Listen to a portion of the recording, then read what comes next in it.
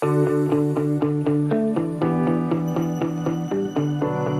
having said that, I'd like to introduce Mark Spracklen of CVA Solutions. Today we're launching PACE's new Telecom Profitability interest group, and Mark will be the lead and coordinator of that interest group.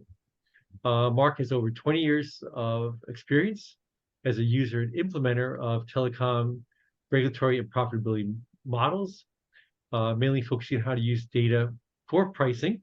So he's got a lot of experience in this area, and I think will do a great job leading the group. He's an expert at both the usability of systems reports and methods used to get the results. So I think it's going to be a very interesting discussion today, and with an emphasis on the word discussion, because Mark will give us some ideas of what this group will discuss as it goes forward. But we also would like everyone on the call to share their thoughts, their experience, what they would like to get out of this interest group. And hopefully you take an active part in it, find it interesting, and take an active part in it going forward. So having said that, take it away, Mark.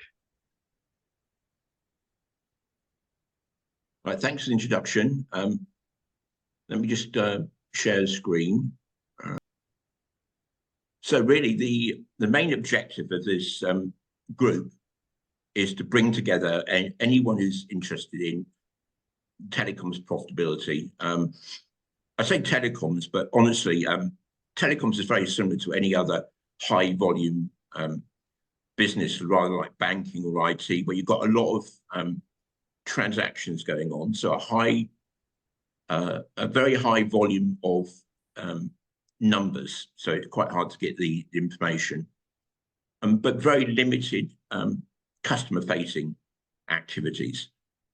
So normally in telecoms, the only time we see the customer is when they buy a service or when they complain, which is the last thing you want, really.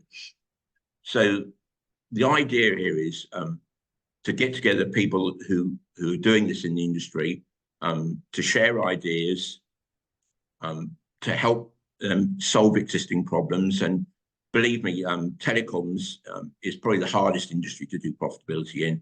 I've done some in utilities and banking, even the stock exchange, and they were much easier. And get help and then find better ways of doing things. So what I often find is people have existing cost models, but they're not necessarily built for, not really fit for the purpose of doing profitability.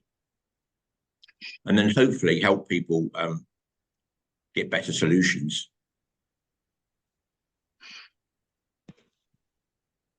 So just quickly, my background. I started off doing this stuff a long time ago in Deloitte, where I helped develop their profitability solution and methodology, and then implemented this at lots of companies for them, like a big project at Vodafone.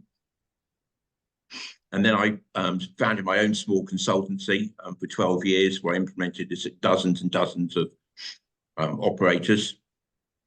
And then what makes me different maybe than some of the other consultants out there is I've just semi-retired from an operator. So the last 8 years, I've been working in an international operator doing profitability forecasting, which is quite interesting, because you're not looking just at the historical costs. You're looking at what the costs will be in the next 3 to 5 years, and then using that for pricing. And that's where I believe you get a lot of value out of these models, is by using this stuff to set better prices, to increase the revenue of a business. Not so much focused on cost, but cost is an important part of the equation.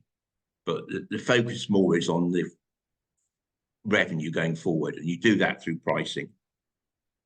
And I was kicked out of the operator about 9 months ago because HR said I was too old, but I didn't feel that old, so I'm gone back to being independent again. And I'm not just talking about this. I'm actually currently on a forecast profitability, strategic forecast profitability and pricing project for an operator as well, with a leading consultancy company.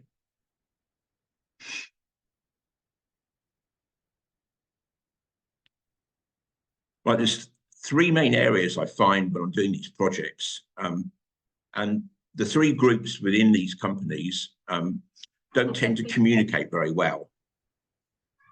So you've got the financial people, their main aim is to understand costs.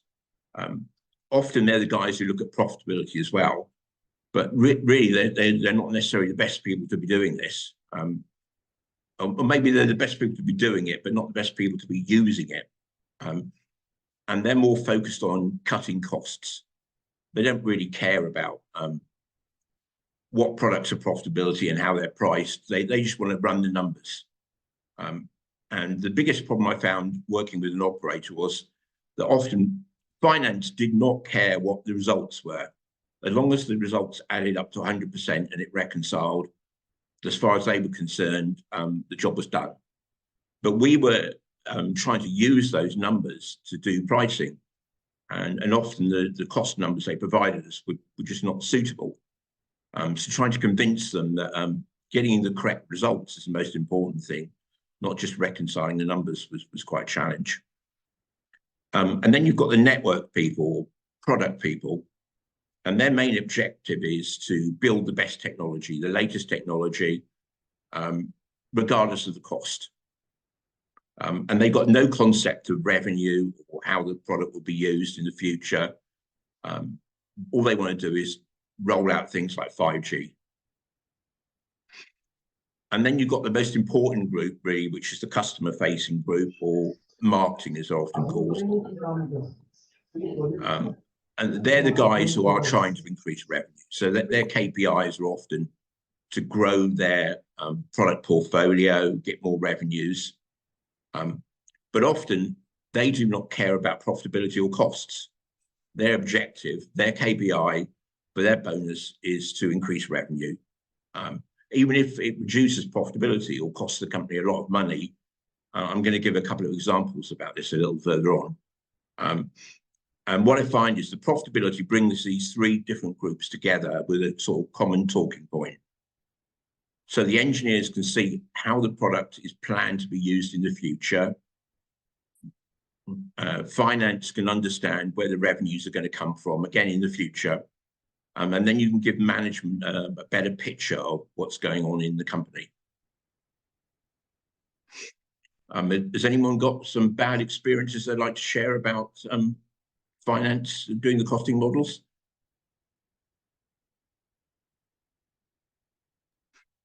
So if you do, be sure to unmute yourself. And then we want to keep this informal, so please feel free to speak up and share any thoughts you might have and any experiences. I'm sure there are plenty out there. Mark, as you said, it applies to all industries, and I'm hearing everything that you're saying. I'm from candy manufacturing, and exactly these three pools happen there. You've got R&D that are wanting to create products that they don't even know if they're going to sell. You've got finance that is only worried about cost cutting. And you're right, just closing the books on a monthly basis, not providing information to run the business.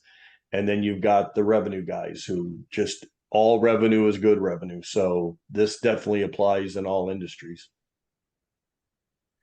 Yeah, I mean, it's very true. I mean,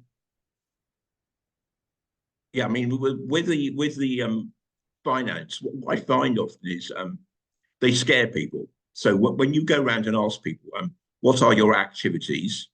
You know, we're doing a profitability project. The first thing they think is, oh, they're doing a cost-cutting exercise. My job's at risk.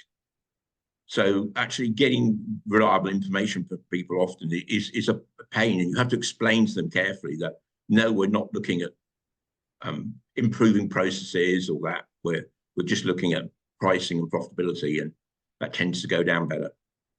And the hardest people of all to convince, I find, are actually the marketing customer people, because they don't seem to trust the cost numbers. So that they're very, very reluctant to actually be measured on profitability. Right, so thank you for saying that. I'll carry on. Mark, oh, I'm sorry. This is Denise, and I was going to say I can echo what you've been saying as well. I have felt like in these conversations, which has been in education products, that the salespeople tend to have a big voice. And so I wanted to kind of see what your perspective was on that stakeholder in the conversation. Yeah, no, the salespeople are normally the people who should be using profitability for pricing. They're the people who drive the revenue. So they are the most important people to the CEO. So they definitely got the biggest voice. So if they say, "Oh, we don't trust the profitability numbers," which I've heard so many times, they're the hardest people to convince. But once you do convince them, it can make a big difference. So yes, they got the largest voice of all. Yeah, it's been my experience. But surprisingly though, secondary is often finance, not engineering. And it's the Hi, engineers that, sorry, carry on. hi, it's Emily. Nice to see you all this morning. I wanted to also echo Mark. My experience in telecom doing costing and profitability. If you can get the marketing or product folks on board, you tend to have the most success, and definitely challenges with bringing co-accountants along for the ride, because they all have their own spreadsheets and don't trust something that doesn't tie directly to the external financial statements. So I agree with this slide 100% for sure. Okay, good. Thanks a lot. So this is a typical telecoms regulatory model. The reason I brought this up first is often telecoms are quite highly regulated. Okay, and they have been historically for a long time. So often they do have costing models in place, but these have been very focused on regulatory costing, legal costing. So they have to legally create reports every year that says how much does a voice call cost, how much does mobile data cost, and things like that. So often they've got detailed costing models that cover this part of the business here, which is the network part of the business, which is normally about 60% of the cost. But what they don't normally cover very well is the retail part of the business here, which is only 40% of the cost. But this is your sales and marketing, so your shops and your high street, your customer care, retention activities. Often all of this is just allocated on some arbitrary markup on cost or on revenue with almost no detail at all. So this is the big weakness in most existing models. And then when people want to do profitability models, they think, oh, it's a massive job, we'll have to start again. And that's just not the case from my experience. If I go on then to a profitability model, if I go backwards and forwards, you'll see the only real difference is the final stage, the cost objects here. So instead of doing a fully allocated cost, like a voice call, which is the cost of the network. So this is the cost of manufacturing the voice call. It's also got the cost of all these other things. So the sales acquisition cost, the customer care costs. And instead of being dumped onto a voice call, they're actually allocated where there's meaningful information, like by channel. So this is the shops, the dealers, the retailers. If you're buying online, then it's online. And then your price plans, you might have a prepay, a postpay, a business one, different price plans. And then the different customer segments. So your age, your attitude towards technology, whether you travel a lot. Often it's the segments down the bottom here that give new insight to the business. So if you can segment your profitability, then you can find maybe people of the same age, the same attitude, and so on, that have got different groups of profitability. And if you can identify the different groups of profitability, then you can maybe change that behavior by different pricing. and get more profitable behavior from the customers without actually having to cut any costs, but by increasing revenue. So this is where you get the insight really in this final stage. The point, I don't want to go into this detail, the point I wanted to make really is that you don't have to start again. Often costing models are quite reasonable. You can improve them quite a bit, quite quickly, without having to get new software or start from scratch.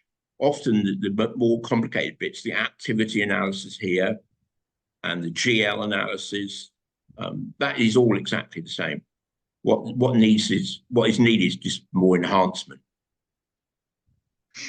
What strikes me, Mark, is before you had said that there's a lot of similarity between profitability analysis in the telecom industry and in other industries, and just listening to you now, it's almost parallel to manufacturing, where many companies have a good handle on their cost of their products, but not the cost below the gross profit line, right? The cost to serve.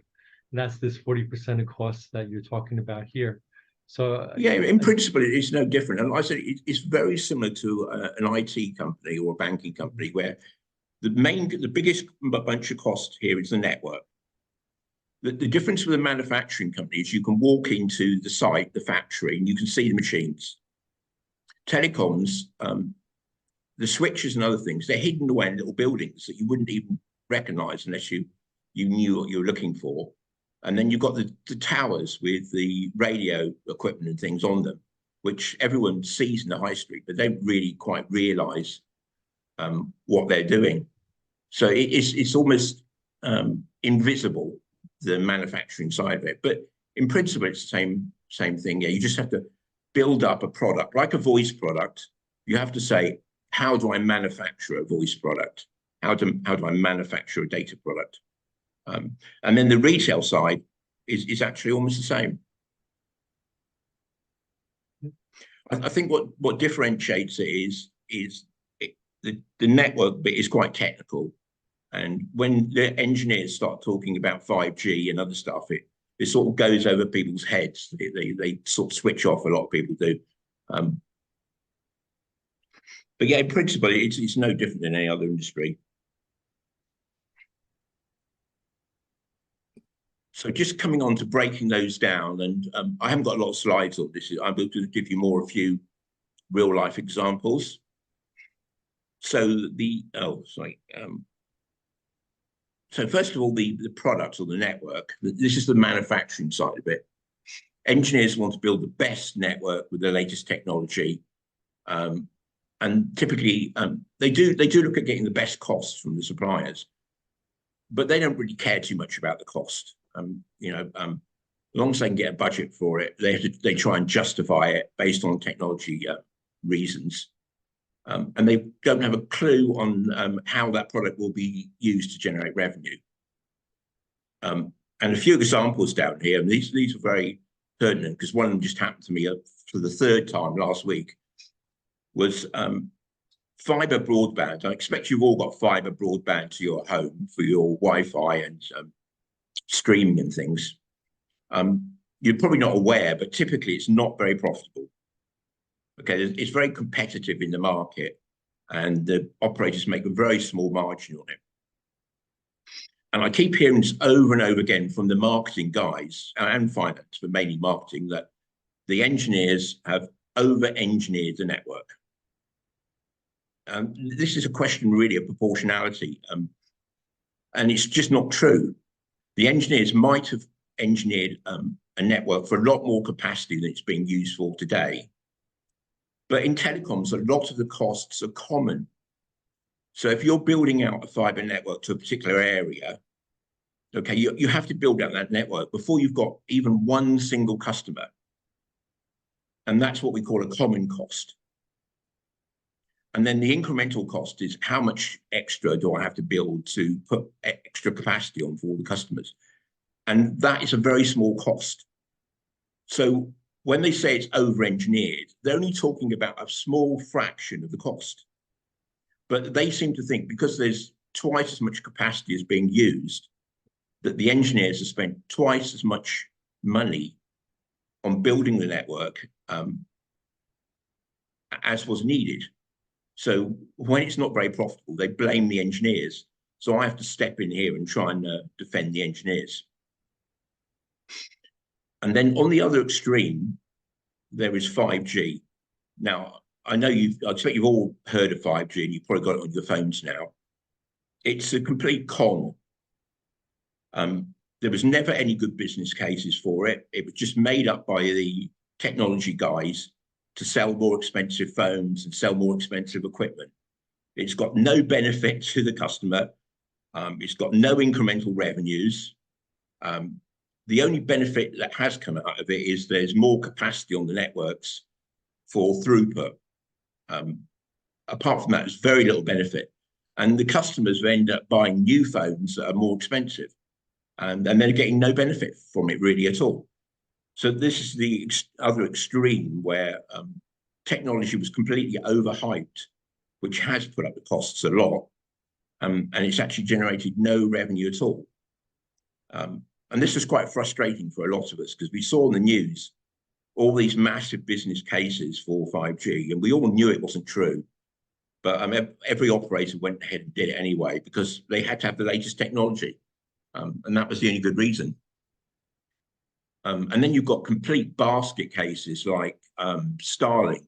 I assume you've all heard of Starlink and, SpaceX, how brilliant this is all going to be. There's no need for it at all. No requirement. There's already global satellite communications, telecoms communications. There has been for decades. It's putting more capacity through the satellites, but it's not needed. There's more than enough spare capacity through fibers. So Musk has spent a complete fortune, billions and billions and billions of dollars, launching tens of thousands of satellites, and there's no real good revenue case for it at all. So I don't think they'll survive too long. At least the mobile companies have got a good subscriber base and they've got a good demand for their revenue.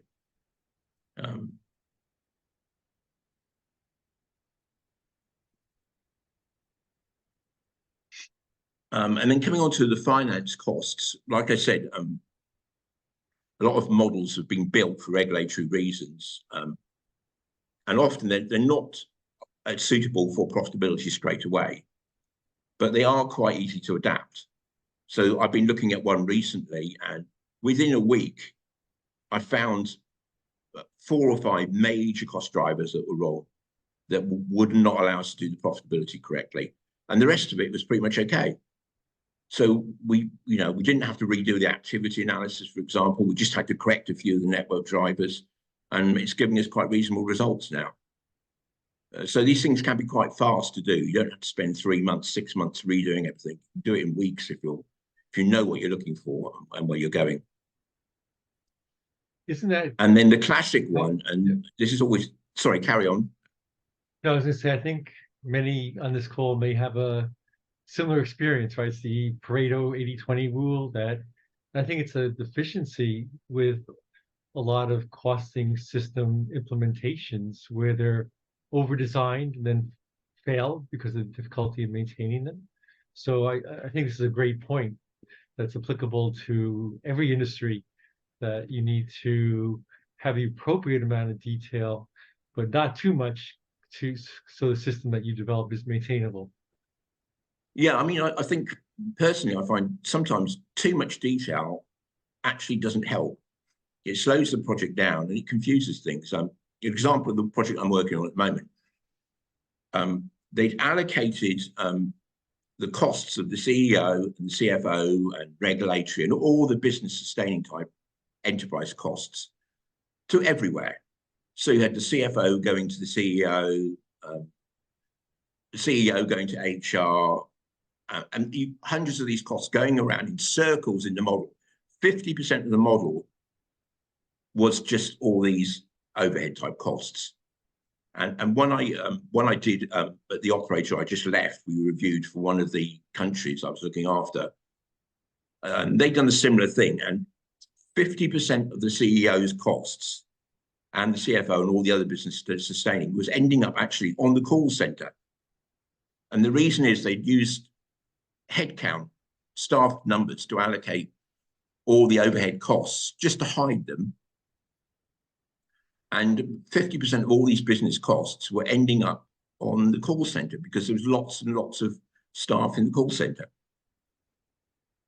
So trying to tell the people in finance, manage the level of detail is quite hard because they like doing what they know, and they know overhead costs, and they like allocating them everywhere. And the model I'm currently working on, the first thing I did was deleted 50% of the allocations, and just done it as a markup at the end of the model, which halved the complexity straight away. So anyone else got experience with too much complexity? Or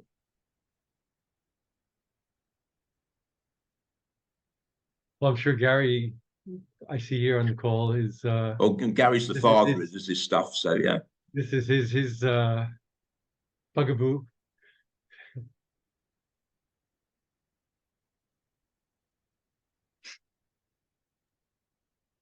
Okay, I'll carry on. Yep. Then the second example I've got is, and again, this is one I've found in several operators, is that the way they'd allocated the costs for the fixed broadband, which comes back to my example earlier, why does broadband fiber cost so much? What they'd done is they allocated all the costs basically on just evenly assigned. So every customer got the same cost. So what was happening was, if you have a fixed voice line in your house, you would get exactly the same cost as if you had a 1 gigabit per second broadband connection with a voice line and streaming TV, all coming into your house. You would get exactly the same cost as just a simple phone line. And when I talked to the consultants, why did you do this? The only answer I got was that it was easier. It was simpler to do the allocation. So when we looked at the profitability analysis, basically it looks like that voice lines are extremely unprofitable. But in fact, there's no incremental cost for voice lines at all. And the reason I brought this one up is that when you go back to the original business cases, and I did this one in the operator I was in, we did a business case for rolling out fiber broadband. And the business case was basically that we would put broadband into everyone's house, and we would get revenue, broadband revenue, from a certain percentage of those customers. And that is how we worked out the payback period for the broadband rollout. Now that's a business case that we put to the management to get approval for the investment. And yet when they came to do the costing, finance completely ignored that and decided to come up with some new rules of their own. And then they were presenting these profitability numbers to the management, which directly conflicted with the investment decisions. So again, I want to try to bring out is that if you understand the business and how things have been built up over time, the manufacturing side of things, then a lot of these problems, it's quite obvious where the problems are. There's only a few major areas in telecoms companies where these things occur, and this is one of the biggest ones. It just gives some products a bad name. So people say, oh, broadband is unprofitable because the engineers over-engineered it, and it's just not true. And if you can tell the management this, it makes them a lot happier. I see So some Mark, people have unmuted themselves. Would anyone like to share some thoughts in that? I'm going to chime in. I apologize. I had muted myself and I couldn't find the button to get back to unmute myself. First, Mark, it was a pleasure working with you. You and I are both Deloitte consultants from way back. A lot of history. and with SAS as well. Yeah, we've been communicating for 20 years. I like what you've got in this first thing, that most models are built for regulatory reasons. I mean, this is part of the problem, what I refer to as the imbalance between external financial statutory reporting for government agencies and internal management accounting used by users to make better decisions. I'm going to be somewhat probably insulting here, but many CFOs and accountants, they're in the 1970s. And part of our PACE mission is how do we get them into the 21st century to use progressive methods, including activity-based costing, which has such a bad reputation from the past years because ABC systems were poorly implemented. They were too large, too complex, unmaintainable. No one could understand them. And I think we've learned techniques like rapid prototyping to right size them such they're good enough, like in your diagram here, doesn't have to be 100% accuracy, just good enough to make better decisions. But what I wanted to, I don't know if you're going to get to it, but where does customer lifetime value fit into all of this? Because my understanding is when you get into the retail business to consumer B2C, in contrast to B2B, it's almost like a discounted cash flow equation. You want to look at what's the future potential of a consumer, and then apply your resources. It's the old question: which type of customer is more attractive to retain, to grow, and win back and acquire? Which types are not? So, any thoughts about what will you be getting to customer lifetime values in this presentation? Not directly, but I've got some stuff on segmentation, and I'll talk about it a bit more there. But yes, I mean, the current project we're doing lifetime value. In fact, they don't call it lifetime value so much anymore. More of a payback period. So if I make this investment, how many years before a break even? Then that's actually easier to do than lifetime value because you don't necessarily know how long the customer will stay with you. Now, in telecoms, lifetime value is actually far more important than most industries. And the reason is a lot of the operators, and it's only in certain countries, certainly in Europe, they very heavily subsidize the handset. So if you get a new iPhone, you won't pay hardly anything for it. The company will give you that, and they'll assume you pay back that over the 2 or 3 years that you have the contract. Now, if you terminate your contract within 1 year or something, then they'll be losing money. And this is what we call churn. So it depends which country you're in, because some countries it's illegal to subsidize handsets. But some countries, it's the biggest cost of all, is that first initial subsidization of the handset. And then, of course, you've got all the sales acquisition costs to acquire that customer, through the high street shops and so on. So lifetime value, we talked about this before, Gary, at some conference. I think it was a SaaS one, but yeah, no, it's extremely important to a lot of companies, telecoms companies. Yeah, I'll come on to that in a bit. If I just go back a couple of steps, if you look here at this slide here, the profitability model, this part of the profitability model, if you look, it's actually structured like the lifetime value costs that you need. So to acquire the customer, the ongoing management, which is mainly customer care and trouble tickets and things like that. Then the retention, which is promotions to encourage them to stay, and then the disconnection. And the whole of this can be formed into a lifetime value calculation, but you do need the forecast of the profitability going forward. Yeah, I think so. I'll come on to that in a little later. A lot of companies in very varied industries have initial customer promotions to acquire customers, and with the thought that the profits from future sales will compensate for the discounts or perhaps loss on the initial sales. So again, I wonder if anyone else on this call has experience with that in their companies and would want to share their experiences with that. Is churn a big issue?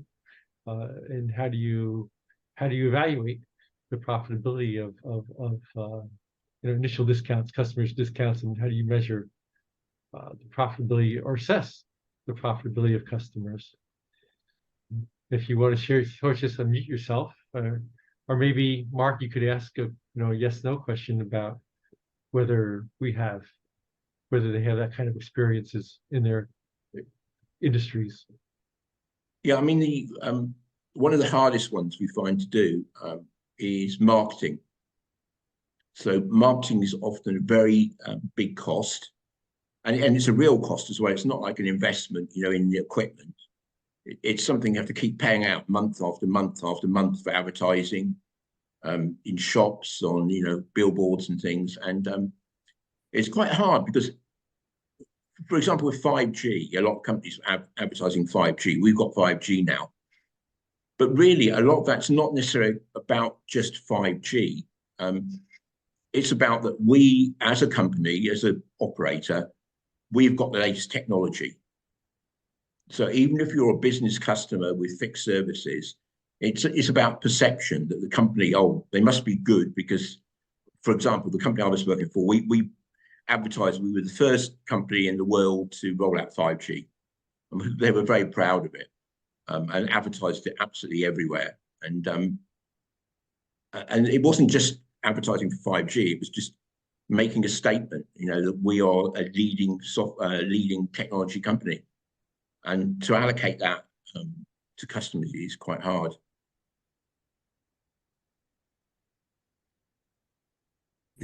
Isn't that the key problem, though? Is in terms of retail costs? I mean, if you look at the relationship between in the US, especially in the US lex, I mean, it's going back some years, but the relationship between marketing spend and revenue had an R squared of 0.99 over all the US lex over many years.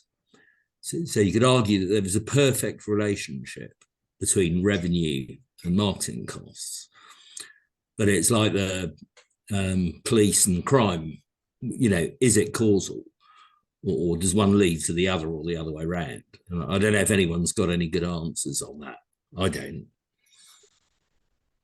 Well, the problem is, Max, is that if one company starts advertising, for example, 5G, then your competitors will start advertising the same thing the next week.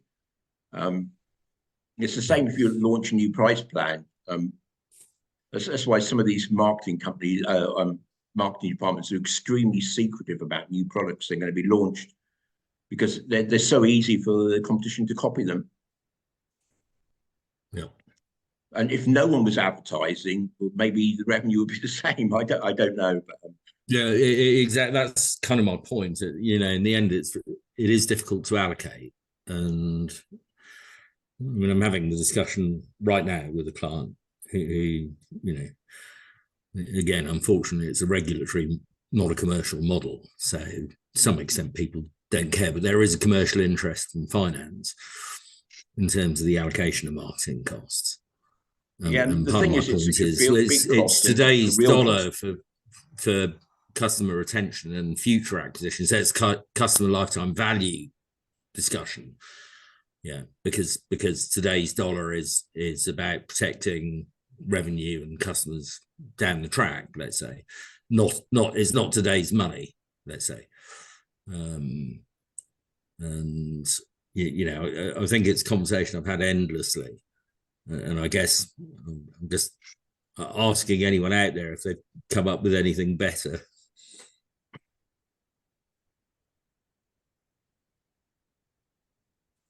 it's the marketing is the hardest. Given I think that's the purpose of the group. Yeah, is that's. I was going to say that's one of the. Well, not just to listen to you. It's very nice of you to speak. Of course, and we take your points, but I'm just wondering from a wider perspective if anyone else has got any kind of latest thinking. But because, as you said, the network wholesale products, and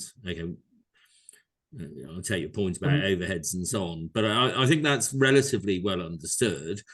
And as you say, with a bit of tweaking here and there, you can find the odd cost driver that's very material. And if you change, like FTTX, the methodology behind it, it gives profoundly different results. Yeah. And not enough time is spent, let's say, a lot of time is spent doing a lot of detail and not thinking about the 80-20 issue and what are the material costs and how you allocate those, in the network sense. But in the network sense, there's option A and option B, right? Let's say FTTX and the split between voice and broadband. Whereas I think there's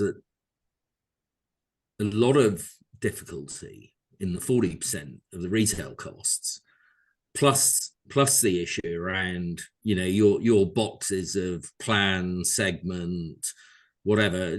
I mean, there's a whole issue around that with getting the volumes in those dimensions. It's hard enough to get volumes in one dimension because, you know, there are so many millions of billions of minutes, let's say, millions of customers. And I guess my question again, in the wider sense, is how do you square that circle? Because if you want to get, pardon for my dogs, if you want to get any form of meaningful results, you kind of need to go to this nth level of detail in the retail space. Yeah, or you end up with this kind of single allocation based on revenue. I wonder if we could do a little. I'm just wondering. I'm just wondering how we square that circle, because it's, you know, square pegs into round holes. You know, on the one hand, we want simplification in cost models, in telecoms cost models. Otherwise, you spend millions implementing it. And by the time you've kind of finished, it's so out of date that people don't take any notice of it, as you say, marketing and so on. And I guess my wider question is, you know, how do we do that without ending up with a model with, you know, millions of customers in it? So Mark, maybe we can take a little poll here of the attendees, and maybe we could have them respond in the chat feature.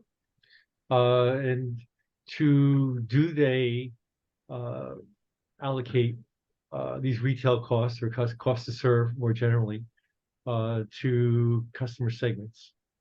And if so, perhaps they could expand a little on that. But maybe we just take a minute. I see, you know, we have lots of folks here who haven't participated, and it'd be great to see the state of practice among the current attendees. So again, does your organization allocate these retail costs or cost to serve more generally to customer segments? I'd be interested to see, check the chat feature to see what everyone does. Don't be shy.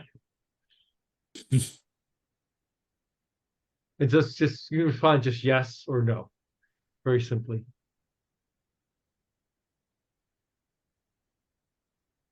Okay, got a response ready.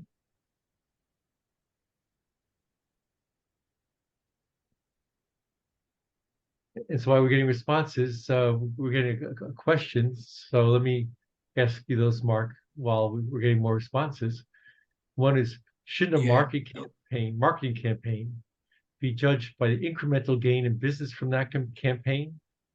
Allocate the costs over the incremental gain in revenue?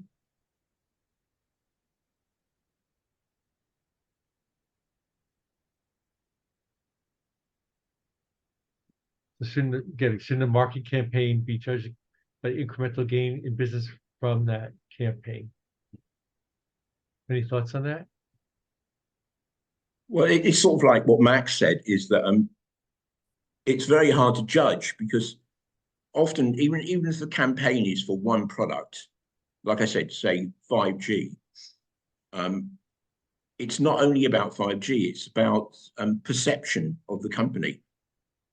Now, I've seen people try and allocate marketing costs directly on the thing that's advertised, but it's generally, I don't think that's the right way of doing it. Generally, what we do is we talk to the marketing guys, and we get a general feel for them about how much they think they're spending on acquiring customers, and how much they think they're spending on retaining customers.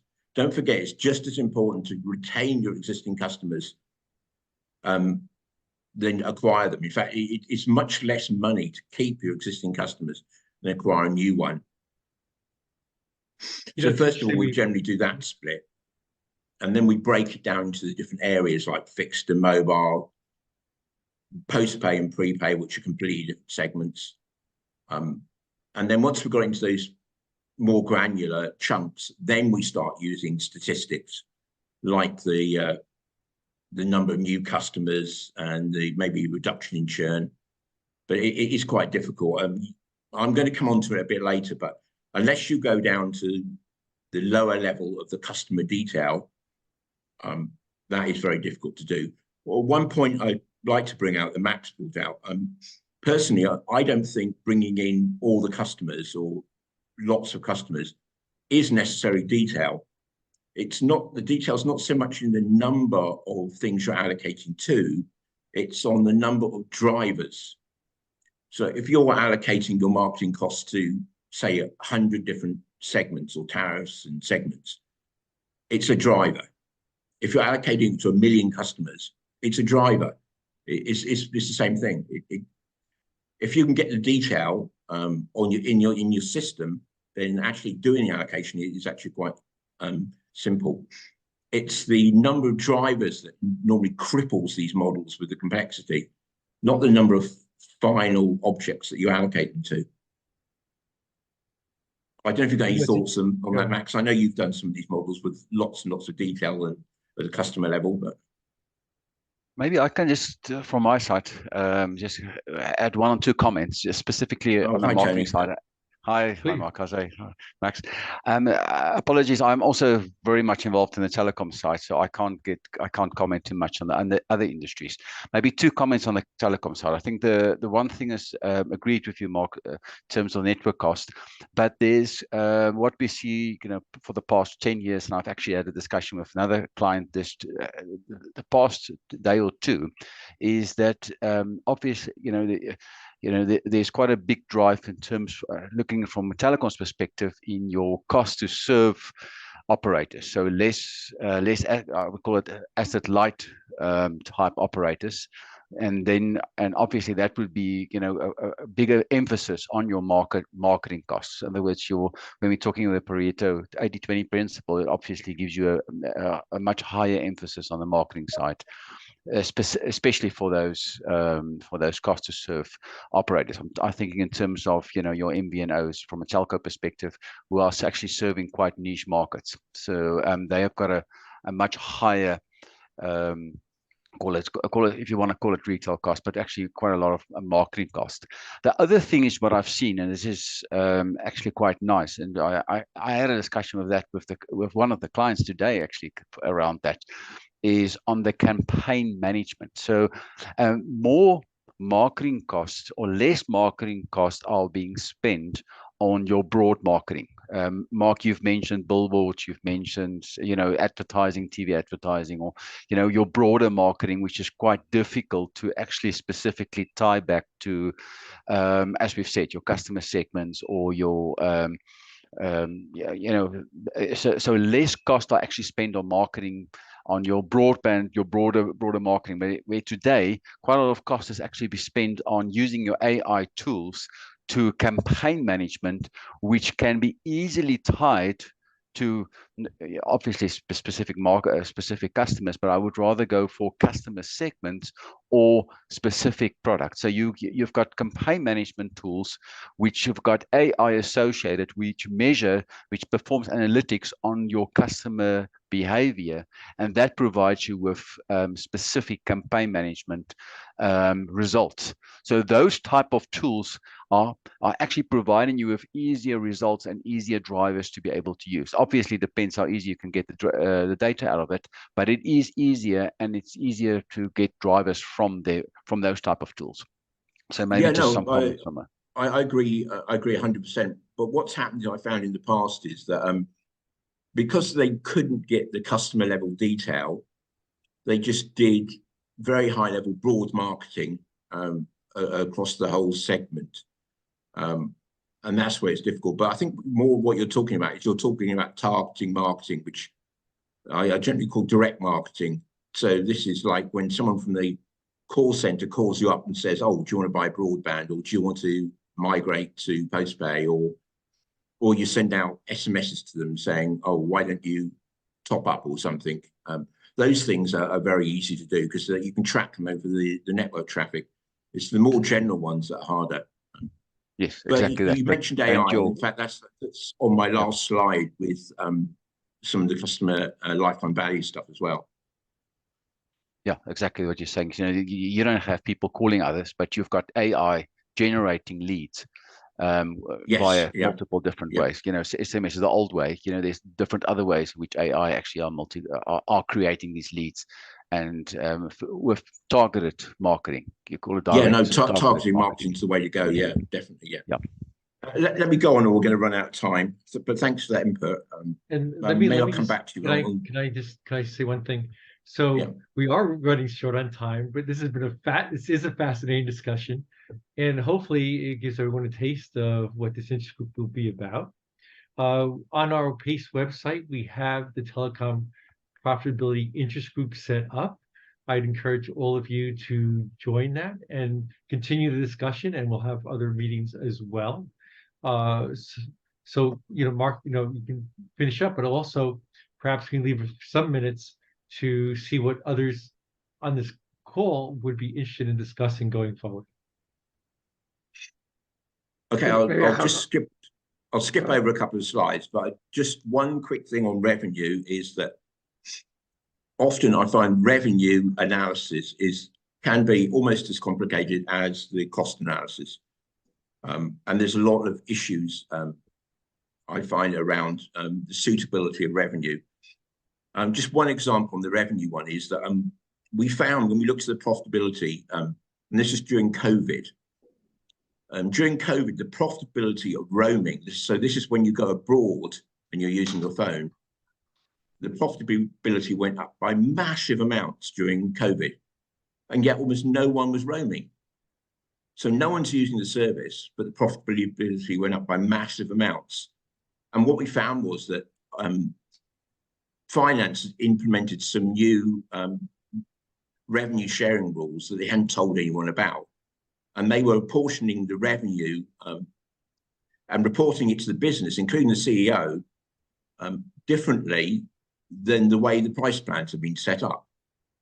I won't go into detail on that now, but if anyone's got any revenue problems, come back to the site and ask us about this, and I'll explain in detail why a lot of these existing revenue in companies are going wrong due to IFRS 15, which is a legal requirement for your reporting, but it's just not suitable for profitability.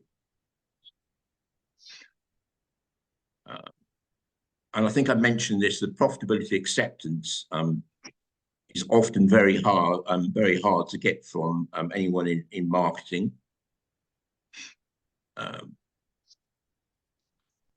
One of the reasons is that often the costs are fully allocated costs. So it's got all costs, and there's no measure of how many of those costs are incremental or not. So, for example, if I'm selling a 5G service and there's massive amounts of spare capacity on a 5G network, then there's no actual extra cost for selling extra services. And this is the view that marketing have. If I'm not incurring any extra costs, then I shouldn't be paying for that cost. One thing I will mention here, and this is quite a scary example actually. There was a marketing guy, and he was retiring. This is just 2 years ago, and he wanted a good bonus. He wanted to go out with a bang, a good bonus, and he was rewarded based on revenue. What he did was he gave away massive great bundles of high-speed fixed broadband with bundled content, with everything he could possibly think of, so people would go to higher speeds, or sorry, higher revenues. And he achieved it. He got people to move to higher revenues. And he achieved a small amount of revenue increase, but the profitability went down by massive amounts. And I reckon he burnt about $500 million worth of revenue, future revenues, by doing this, because he migrated everyone to the highest level packages he could, at almost no extra revenue, which means in future years, there's no scope to migrate customers up the chain, up the value chain. So he basically burnt all the future revenues of the business just so he could get his bonus, because that's what his KPI was.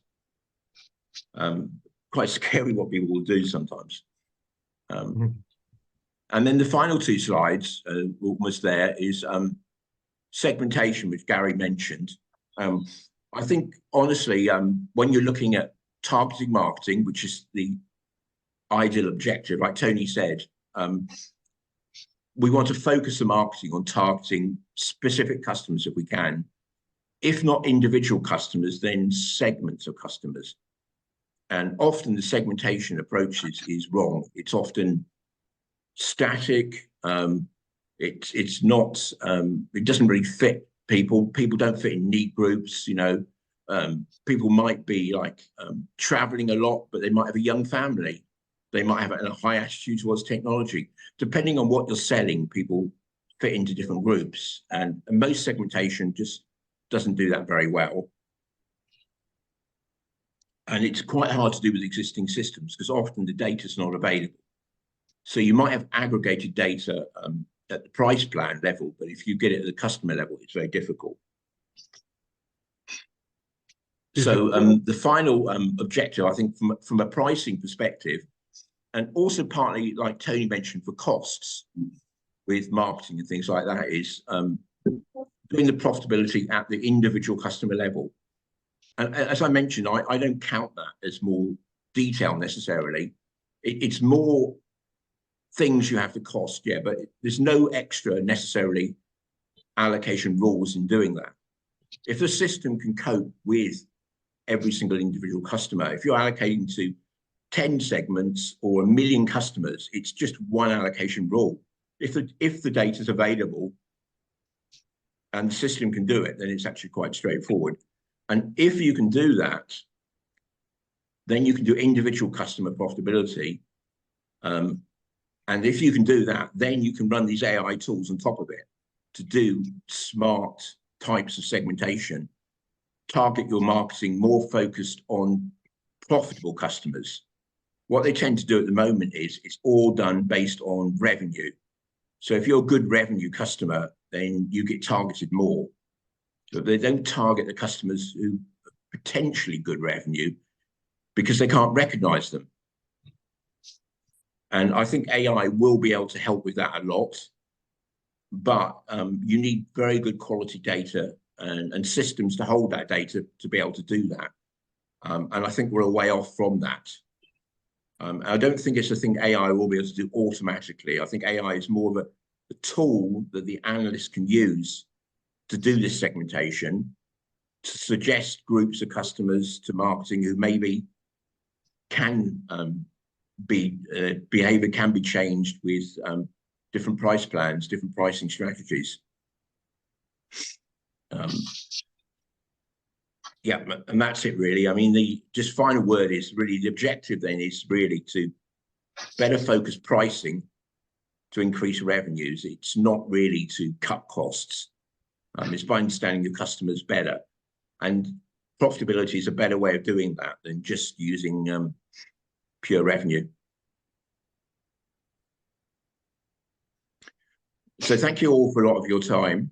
If you've got any follow-up questions, or maybe Rafe, you'll say, but the industry group's open. You're welcome to join it. Any questions you got, or if you need help in any areas, or you want to share experience with other members, please post it on the industry group site. And also, I mean, there are a lot of questions that were asked here. We haven't gotten to them. So Mark, I'll send them to you, and maybe you can answer them on the website, on the industry group page. And also, yes, sure. Oh, yes. And also for those who are on the call today, please share what you'd like to get out of the industry group on that page as well. And let's get a great discussion going.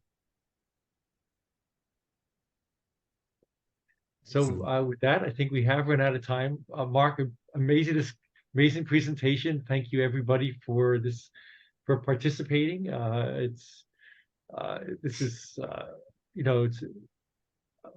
obviously pertains to the telecom industry, but so much of this, I think, applies to so many other industries. I think we all have a lot that we can learn from this group. So I'm so excited that this group is launching, and looking forward to continuing the discussion. So take care, everybody. Yeah, thanks a lot, everyone, for joining. Bye. Thanks. Sorry, everyone. Rev, will there be another follow-up meeting like that, or are we just continuing on offline? Oh, well, No, definitely. if there's interest, we can have a follow-up meeting, yeah? No, I think that'd be good. I think if you leave it too long as well, interest will wane. So, I think so. And I think given the so. nature of the conversation today, it's been very useful. So, you know, I would try and schedule something relatively soon. Soon, yeah, And that is what I would say as well. Maybe people can throw in some ideas about what we can talk about, not put all the pain on Mark, for example, and you know, maybe take individual topics of interest if there's.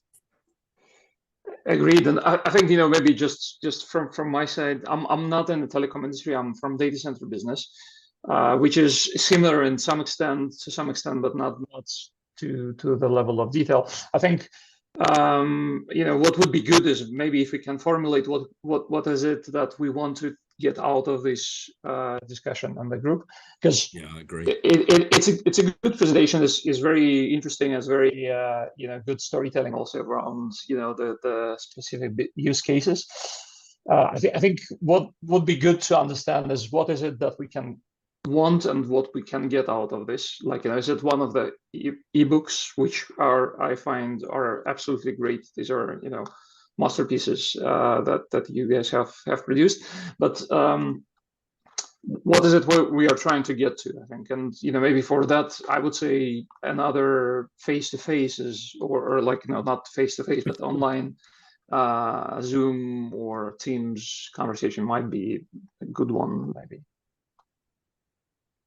I'm sure we can twist our organization's arms to all meet in Mauritius or the Virgin Islands or something. No. I just sure it's an online discussion. Yeah. No, it's a great idea. We have everybody's email address who attended today, so we'll definitely notify you of our next meeting. I'm thinking monthly, but I'll have to talk with Mark about that. And again, if you have other things you'd like to get out of the interest group, let us know online if you haven't indicated that already. And, you know, we again, there's a lot we can all learn from this group. Yep. But thank you for that.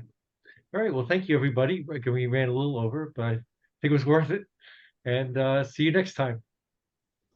Excellent. Take care. Cheers. Take care. Bye. Thank you. It was very good. Thank you. Yep. Thanks, everyone. Bye.